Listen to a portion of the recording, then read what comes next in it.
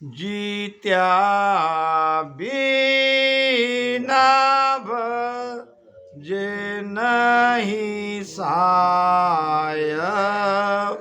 जीत्या बिना भजे नहीं सायब, पल पल बिसर जावे,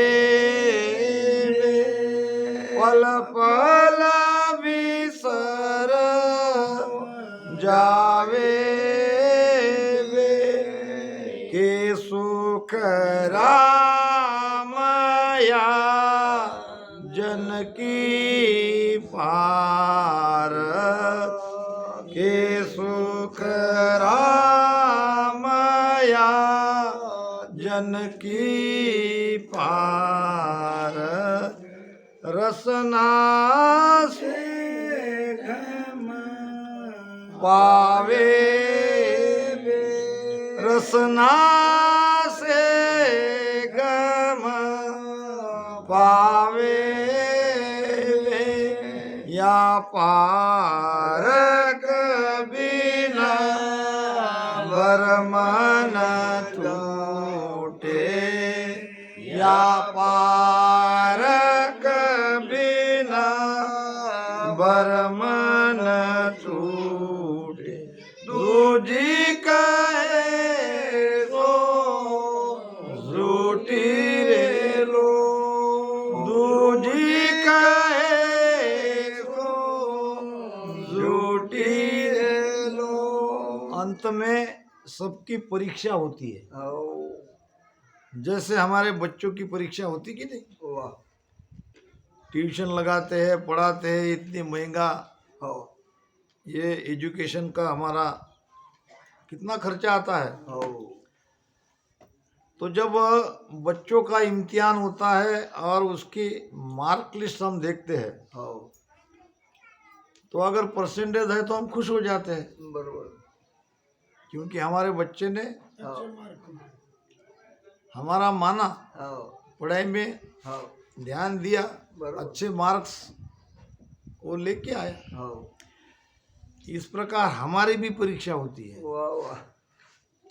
हमने क्या क्या किया, संगत में तो बहुत गए, संगत में तो जाते दिख रहे हैं, वहाँ जाके कितना भजन करते हैं, मन को जीता कि नहीं जीता।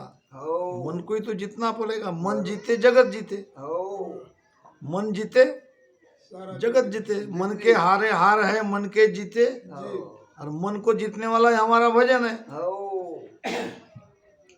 तो मन जीत्या को अंग बताऊं, सुनो जगत संत सारा रे, ये अंग है, ये लक्षण है, ये प्रमाण है।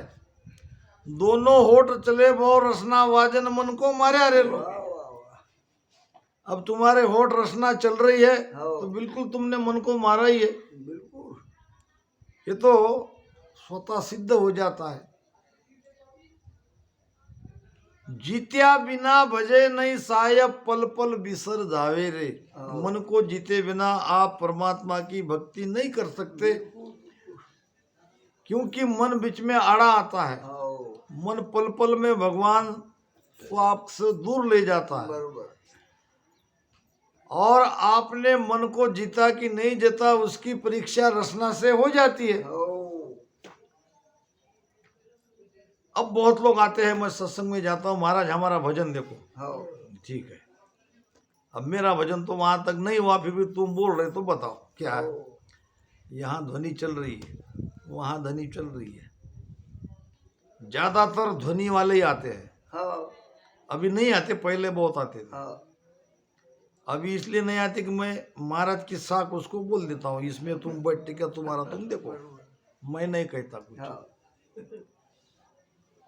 तो मैं कहता हूँ कि तुमको कहाँ लगता है तुम कहाँ तक पहुंचे हो। कोई कोई कहता है मैं तो 10वें द्वार में जरूर हूँ। अच्छा, वाह वाह। कोई कोई कहता है मुझे तो ऐसा लगता है कि मैं पार हो गया। तो भाई अब मैं क्या बताऊं, जब आपको लगता है, अगर मैं सही सही बताऊंगा तो आपके अहंकार पे चोट पड़ेगी। नाराज होगे कि नहीं? मगर जब तुम आए हो, पूछ रहे हो, तो मुझे बताना पड़ेगा। बरोबर फिर मैंने बताया। क्या बताया? वही बताया जो गुरु महाराज ने कहा। हो तन खीना मन रेवे ऊन मुना, बोले बचन सु प्यारा।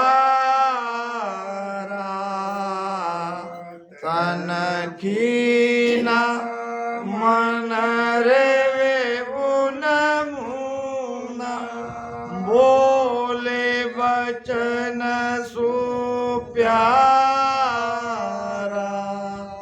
के सुख राम जके जन जुग में, उतर गया भव पारा। के सुख राम जके जन जुग में, उतर गया भव पारा। राम उतर गया भव पारा। दिन दिन सो नर नारी जुग में, दिन दिन सो नर नारी। सायब काज करे निसवासा, उबुध प्रीत सोटारी। राम उबुध प्रीत सोटारी। दिन दिन सो नर नारी जुग में, दिन दिन सो नर नारी।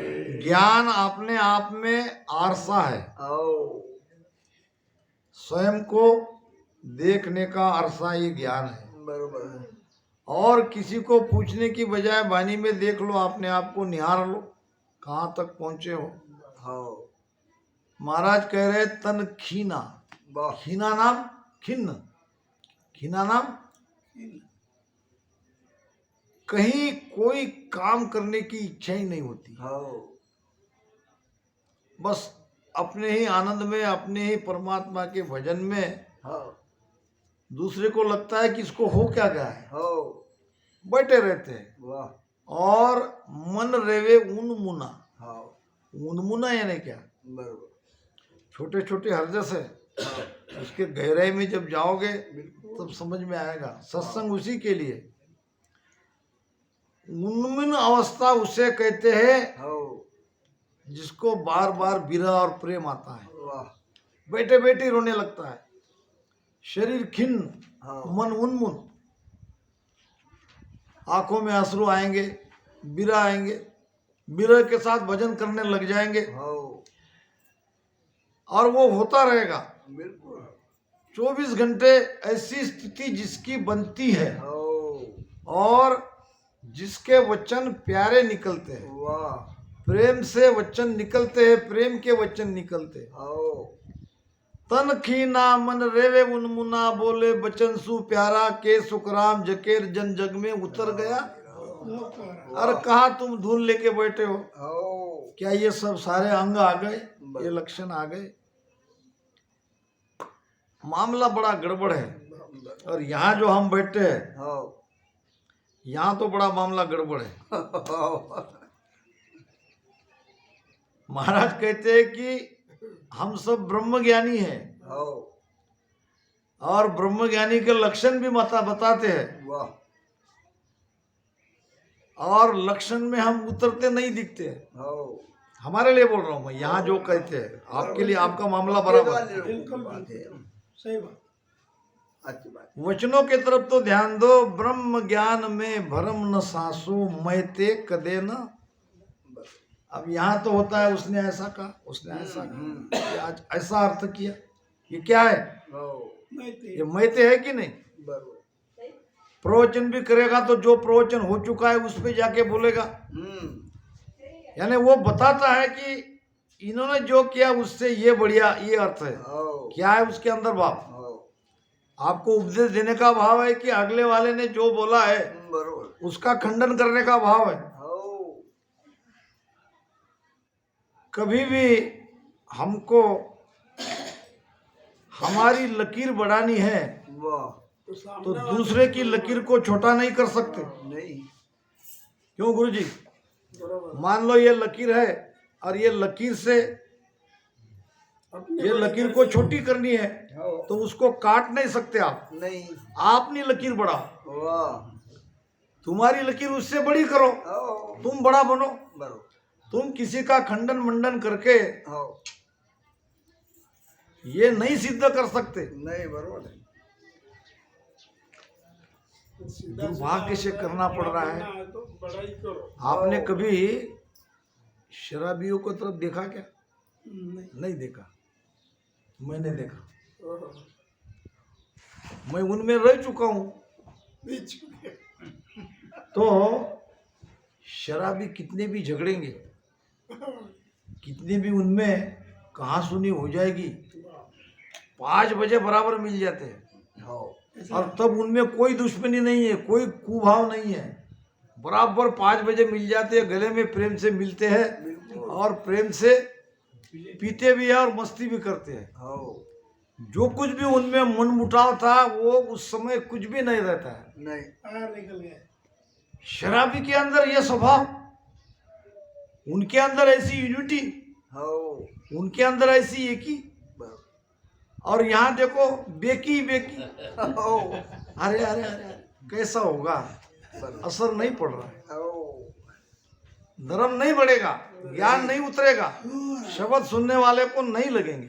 बिल्कुल महाराज ने कहीं रखा नहीं है किसी को, सबकी परीक्षा ली है। बरोबर भजन कर रहे तो भजन की भी परीक्षा है। वाह तुम कहाँ तक पहुंचे हो, संत बनते हो, ज्ञान दे रहे हो तो उसकी भी परीक्षा है। रोका है हमको कि जैसे थारो देश है वैसी धारो साथ, वाह ऊंची सुसुक राम कहे क्या ले सी तू भान। अब इतना स्पष्ट कहता हो तो सुनने वाले कहते महाराज ने ऐसा बोला, महाराज ने, अरे मैंने बोला क्या? मैं नहीं क्या उसमें? नहीं मैं भी तो ये बोलने वाले में हूँ, तो मुझे भी तो लग रहा है। ज्ञान तो ये दोधारी तलवार है, ये तो सबको लगता है। मेरे अंदर भी ऐसा स्वभाव है तो मुझे भी ये लगना चाहिए और सुधार लाना चाहिए। वाह हमारी गाइडलाइन दी है हमको, प्रवचन किसको किस लेवल तक करना है। मैं हमारे डिग्रस वाले महाराज को मानूंगा, बहुत सीनियर है। मैं कहता भी हूँ, हंसी मजाक में हमारा चलता है, बरोबर मगर वो कभी वो चीज नहीं लेंगे विषय में कि जो वो जानते नहीं। बरोबर क्योंकि उस पता है कि भाई अगर हम ध्यान की बात यहाँ करेंगे, त्रिकुटी 10वें द्वार का ज्ञान देंगे तो हम न्यायोचित नहीं कर सकते। हम कहेंगे तो गलत ही कहेंगे, या किसी का नीचे का पड़ा हुआ ही कहेंगे, अपना तो उसमें कुछ बता नहीं सकते। इसलिए वो बेचारे अपने उपदेश चेतावनी में अपना काम करके, बरोबर तो ये बहुत बड़ी बात है, ये सीखने जैसी बात है। तुम 10वें द्वार में पहुंचे नहीं हो, नहीं तुम्हारा ध्यान त्रिकुटी मेरू में है, बंकनाल तुम्हारी खुली की नहीं, ये पता नहीं है, बरोबर और तुम क्या ईड़ा पिंगला के बारे में बोलोगे? नहीं तुम क्या बोलो त्रिकुटी में ध्यान कैसा होता है? जो बोलोगे वो दूसरे का पढ़ा हुआ बोलोगे या सुना हुआ बोलोगे, अनुभव नहीं बोलेंगे, अपना अनुभव का बताना पड़ेगा तुमको। बरोबर ज्ञान अनुभव से खुलता है, अनुभव का ज्ञान पढ़ा हुआ ज्ञान में बहुत अंतर है, बहुत अंतर है। बहुत अंतर है। एक शिकारी था और जाल लेके पकड़ने के लिए गया, कुछ पंछियों को, मगर पंछी बन गए होशियार, हाँ क्योंकि अगले दिन कोई संत आए थे हाँ और उस पेड़ पे वो थोड़ा उसने आराम किया, तो पक्षियों ने अपने पंख की छाया करके हाँ उस संत को बहुत बढ़िया नींद का आनंद मिला। वाह वाह अब उठते ही संतों को लगा कि पक्षियों ने मेरी सहायता करी है, हो तो मुझे भी उनकी सहायता करके जाना चाहिए। वाह वाह अब वो पक्षियों की भाषा जानता था, उसने बुलाया सब पक्षी को। अब पक्षी को भी लगा ये तो हमारी बोली बोल रहा है। हो अब बिना डर से वो भी पक्षी वहां आके बैठ गए सामने डाली पे। उन्होंने कहा देखो पक्षियों, आपने मेरी सहायता करी है और धूप से बचाया है, मेरी नींद भी अच्छी हुई है, तो मैं तुमको एक मंत्र देता हूँ। हो उस मंत्र को आप मुखपाठ कर लो, मुखदगत कर लो, बरोबर आप बच जाओगे, आपको कोई शिकारी पकड़ नहीं सकता। तो मंत्र सिखाया। क्या था मंत्र? शिकारी आएगा, जाल बिछाएगा, हो दाना डालेगा, तुम्हें चुगना नहीं, तुम्हें फंसना नहीं। नहीं अब सारे पक्षियों ने मंत्र मुकदगत कर लिया। शिकारी आएगा, जाल बिछाएगा, दाना डालेगा, हमें चुगना नहीं, हमें फंसना नहीं। प्रश्न नहीं अब ये शिकारी आया, दूसरे दिन देखा तो सारे पक्षी बोल रहे ये रट लगा रहे हैं। हो वापस आ गए। पत्नी ने कहा क्यों? अरे पक्षी बहुत होशियार हो गए, हो मेरे पहले ही सब जान गए मैं क्या क्या करने वाला। हो क्या क्या कहा? तो कहा शिकारी आएगा, जाल बिछाएगा, दाना डालेगा, हमें चुगना नहीं, हमें फंसना नहीं। उनको तो पहले ही पता है हो जाल में मैं दाना डालूंगा तो वो चुगने वाले नहीं है, वो तो फंसने वाले नहीं है, तो बिना मतलब का जाल डाल के क्या फायदा। हो मगर घर में कुछ नहीं है, बच्चे रो रहे हैं भूख से। हो दूसरे दिन गए, हो दूसरे दिन वही रट। हो अब क्या करे क्या नहीं, क्या करे क्या नहीं, हो विचार त्याग के वापस आ गया। अब के बाद पत्नी बहुत नाराज हो गई। हो दो दिन से घर में कुछ नहीं है और तुम खाली हाथ आए हो। हो अब जो भी वो फंसे कि नहीं फंसे, तुम कल जाओ और जाल बिछा दो। हो अब पत्नी के कहने से तीसरे दिन जाके उसने जाल बिछा दिया। बिता दिए जाल बिछा के उसे बहुत आश्चर्य हुआ कि सारे पंछी हो जब वो दाना डाल दिया हो तो दाना चुगने के लिए सब उतर गए आ गए। अब मजे की बात, जाल में फंस भी रहे थे, दाना चुग भी रहे थे और बोल भी रहे थे। बोल भी रहे शिकारी आएगा, हो दाना डाल, जाल बिछाएगा, दाना डालेगा, हमें चुगना नहीं, हमें फंसना प्रश्न नहीं। नहीं और वो हंस रहा था मन में मन, हो अरे कैसा मंत्र, ये तो ऐसे मुझे डरा रहे थे, ये तो स्वयं हो फंस गए चुग रहे हैं, फंस रहे हैं और ऊपर से कह रहे हैं फंसना नहीं, चुगना नहीं।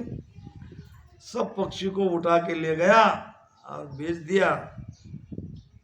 तो कोरे ज्ञान में, अनुभव ज्ञान में बहुत अंतर है। बहुत अंतर है कोरा ज्ञान आपको काल से नहीं बचाएगा, हाँ नहीं भीतर से जो अनुभव ज्ञान उपजता है, हो प्रकटता है, उसके आधार से आप अगर बोलोगे तो सुनने वाले में असर पड़ेगा, हो जरूर पड़ेगा।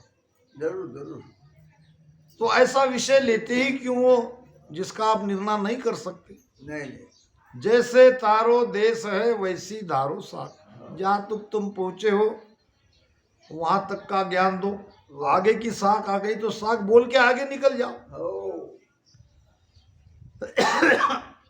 अगर 10वें द्वार की साख आ गई, हो मेरा ध्यान त्रिकुटी में है, तो क्या मैं उस साखी का निर्णय कर सकता हूँ? नहीं कर सकते करूंगा तो अनुमान से करूंगा, हो पक्का प्रमाण थोड़ी मिलेगा। नहीं पक्का प्रमाण तो जब मिलेगा जब मुझे वो हो रहा है, जब मेरे अंदर वो चीज हुई है, नहीं तभी मैं जोर से दावे के साथ, आजकल मैं पिच्चम के मार्ग में हमारे दावे के साथ बोलता हूँ। कई फॉलोअर्स मुझे बोलते हैं कि भाई हाँ इतनी गारंटी कैसे, मुझे हो रहा है बरोबर और कई को हो रहा है और गारंटी नहीं तो क्या। वाह और आपको भी कह रहा हूँ, हाँ भजन कैसे करना है। भजन ऐसे करो, ह्यूरा में भी कहा था। अब ह्यूरे जैसे मैं अगर कहने के मैं नहीं डर रहा हूँ तो मैं और जगह डरूंगा क्या। नहीं आप सांस सुसांस को ठीक से समझ ही नहीं पा रहे हो, क्या भजन करोगे। बरोबर भजन भी करते हो तो पेट हिलता भी नहीं, ऊपर से ऊपर भजन करते हो, हाँ इससे कहाँ असर पड़ने वाला है। बरोबर वो तो आत्मा तड़पनी चाहिए, तो बरोबर क्योंकि श्वासों का, मन का और जीवात्मा का संबंध है। हाँ इनमें बड़ा गहरा संबंध है। वाह वाह तो भजन करना है तो पेट से श्वास लो, वाह नाक से श्वास मत लो, नैसर्गिक श्वास लो। आत्मा सबसे नजदीक है नाभि में, ध्यान रखो मेरी बात को। क्यों ऐसा कह रहा हूं कि ये विज्ञान कहता है और ये हमने देखी भी है। जब हम हमारे माता के गर्भ में रहते हैं वाह तो सांस उसांस की क्रिया कैसी होती है। तब हमारी नाक श्वास नहीं लेती है, नहीं तब हमारी माता श्वास लेती है। वाह और माता जो श्वास लेती है, माता की नाभि से हमारी नाभि तक एक नाड़ रहती है हाँ और उस नाड़ से श्वासा बच्चे को मिलती है और वो बच्चा माता के गर्भ में जीवित रहता है। हाँ तो श्वास कहाँ से कहाँ आई, जरा बताओ मुझे महाराज जी। माता के नाक से कहाँ आई श्वास हो, माता के बोलो नाभि में। माता की नाभि से कहाँ गई श्वास हो, बच्चे के नाभि में सबसे पहली कहाँ है श्वास, नाभि में। जहाँ श्वास है वहाँ जीवात्मा है, वहाँ मन है।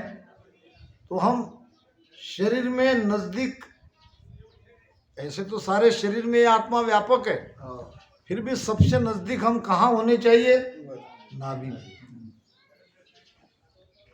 जब हम माता के गर्भ से बाहर निकलते हैं तो बच्चों को रुलाते हैं,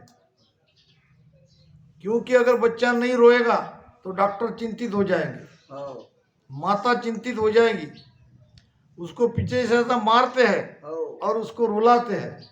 जब रोता है तो सारे खुश हो जाते हैं। हाँ बच्चे के रोने पे खुश क्यों होते हैं, उसका विज्ञान है। तब वो बच्चा अपनी श्वासा खुद लेता है। हाँ जब तक वो ना रोए वो श्वास नहीं ले। नहीं जब वो रोने लगता है तो अपनी श्वासें स्वयं लेता है, तो सारे आनंद में खुश हो जाते हैं कि अब बरोबर बच्चा रोने लगा। रोने लगा का मतलब क्या है कि अब वो अपनी श्वासें लेने लगा। हाँ अब जब बच्चा पालने में सोता है तो आपने ध्यान दिया कि उसका श्वास कैसा चलता है, देना, आजत देना। उसका पेट हिलता है, उसका जब पेट से श्वास लेता है, पेट से ही श्वास छोड़ता है, तो ये नैसर्गिक श्वास है और बहुत बढ़िया है। और यही काम हमको करना है। बरोबर भजन जब करते हैं तो पेट अंदर जानी चाहिए, ये छाती फूलनी चाहिए। वायु को मैंने राम राम करते करते यहाँ तक लाया, मैं आपको बता रहा हूँ करके।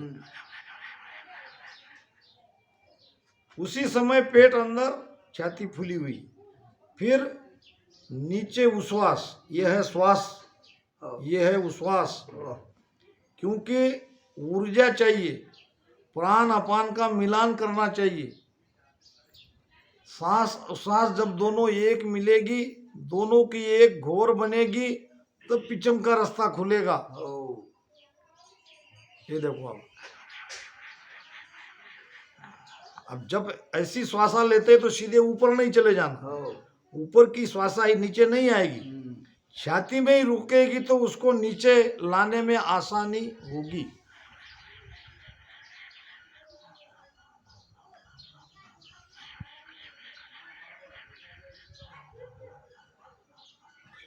श्वास लेते हो तब पेट अंदर, छाती फूली हुई।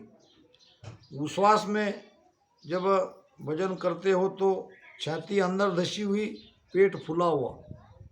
ये फूला हुआ से ये जो वायु है ये जब नीचे जाएगा तब खुलेगी बंकना। हमारा रास्ता पिछम का है, बरोबर। और जब आप पिछम से जा रहे हो तो वजन करने वाले को जो पिछम के ध्यानी है, निरंतर रीढ़ की हड्डी में, गर्दन के पीछे, मस्तक के पीछे उसको दर्द होता रहेगा, क्योंकि चेतना का स्वर पिंड से ब्रह्मांड में हम निरंतर चढ़ा रहे हैं। बरोबर। चेतना ही तो ऊपर चढ़ानी है। हो। केवल सूरत चढ़ाने से क्या होगा?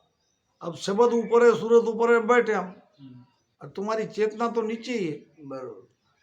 जिसको नौ द्वार से बाहर निकालना है वो तो यहीं बैठा है, और तुम बैठे ऐसे आंख बंद करके। बाबा जी रात भर भजन करते हो, क्या खाप भजन करते हो? तुम तो केवल सुरती से शब्द का आनंद ले रहे हो। बरोबर। तुम्हारा प्राण, पंच प्राण तो घट में ही है, तुम्हारी चेतना तो घट में ही है। हो। पिंड से ब्रह्मांड में जाना है, इसी को कहते हैं अरध उरध। महाराज ने कहा भी है